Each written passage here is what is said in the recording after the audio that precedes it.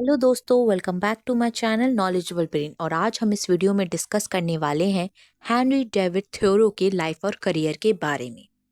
तो हेनरी का जन्म हुआ था 12 जुलाई 1817 में कॉनकोर्ड मैसेच्यूसेट में, और उनकी डेथ हुई थी 6 मई 1862 जब वो 44 इयर्स के थे।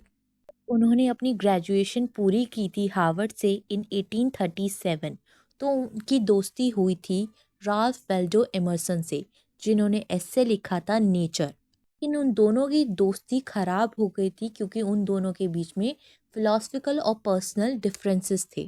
1837 हेनरी जब 20 साल के थे तब उनकी पहली बार एंट्री हुई थी मल्टी वॉल्यूम जर्नल में। इसको उन्होंने अपने पास रखा था पूरी जिंदगी। जितनी भी उनकी राइटिंग पब्लिश हुई है वो सब उनके नोट से हुई है। उन्होंने बहुत सारी एंट्रीज को रिवाइज किया था, उसके बाद अपने फाइनल वर्क को पब्लिश किया था। कि पूरे जीवन में उन्होंने सिर्फ 2 बुक्स लिखी, जिनमें बहुत सारे शॉर्टर एसेस थे, जिसको उन्होंने पहली बार डिलीवर्ड किया था एज अ लेक्चर्स। वो बहुत ही सिंपल लाइफ जीते थे, बहुत ही शांति भरी लाइफ जीते थे। वो एज अ टीचर काम किया करते थे, उसके साथ साथ वो पेंसिल मेकर भी थे। सबसे पहले वो एक लैंड सर्वेवर थे। उनका काफ़ी स्पेशल बॉन्ड था अपने दोस्तों और अपनी फैमिली के साथ। उन्होंने कभी शादी तो नहीं की, लेकिन उन्हें 2 बार प्यार हुआ। उनकी पहली बुक थी a week on the Concord and Merrimack rivers, जिस पर वो अब तक काम कर रहे थे 1845 तक। तब वो वुड्स में रहने चले गए थे बाय वॉल्डन पॉन्ड। वो वहाँ पे 2 साल 2 महीने तक रहे थे। ये उनके लिए एक एक्सपेरिमेंट था।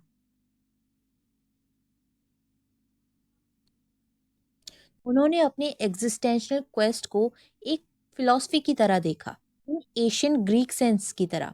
में उन्हें एक अर्जेंट नीड थी रियलिटी को समझने की, लाइफ के विजडम को समझने की। उन्होंने लाइफ को एज अ फिलॉसफी देखा। कहते हैं thinking about his life in the woods in central to his life in the woods. इनका मतलब है कि अपनी जिंदगी के बारे में सोचना उस वुड्स में, उस जंगल में एक सेंट्रल पार्ट बन गया है वो, जहाँ जिंदगी का असली महत्व समझ में आता है। दोस्तों, हेनरी डेविड थ्योरो जाने जाते हैं अपनी बुक वॉल्डन के लिए, जिसमें उन्होंने एक सिंपल लाइफ को लिखा है, नेचुरल सराउंडिंग्स के बारे में बताया है, और अपने फेमस ऐसे सिविल डिसोबीडियंस के लिए। इसको उन्होंने ओरिजिनली पब्लिश किया था, जिसका टाइटल था रेजिस्टेंस टू सिविल गवर्नमेंट, जो कि एक आर्ग्यूमेंट है फॉर डिसओबीडियंस, अनजस्ट स्टेट का। ने कम से कम 20 वॉल्यूम्स लिखी थी, 20 वॉल्यूम से ज़्यादा, जिसमें उन्होंने बुक्स, आर्टिकल, एसे, जनरल और पोएट्री लिखी थी। उनका लिटरेरी स्टाइल इंटरवीव्स था, जो कि था close observation of nature, personal experience और लिट्रोइक सिंबॉलिक मीनिंग, मतलब कि एक अच्छी तरीके से बोलना, दिखाना, समझाना, और हिस्टोरिकल लॉर में वो पोएटिक सेंसिबिलिटी, फिलोसफिकल चीज़ें दिखाते थे, और प्रैक्टिकल डिटेल पर उनका अटेंशन था। ने कई बार एनाक्रिस्ट भी बोला गया है। एनाक्रिस्ट मतलब कि कोई एक इंसान जो लॉस रूल्स के अगेंस्ट बात करता हो। सिविल डिसोबीडियंस में लिखा है कि मैं दिल से एक्सेप्ट करना चाहता हूँ ऐसी गवर्नमेंट को जो कम से कम गवर्न करे इस कंट्री को, जिससे इस कंट्री का जो डेवलपमेंट है वो जल्द से जल्द और सिस्टमैटिकली मैनर में हो सके। और वो बोलते हैं आगे कि मैं तो ये भी विश्वास करता हूँ कि जो गवर्नमेंट कभी भी काम ना करे, कुछ भी काम ना करे, वो बेस्ट गवर्नमेंट है।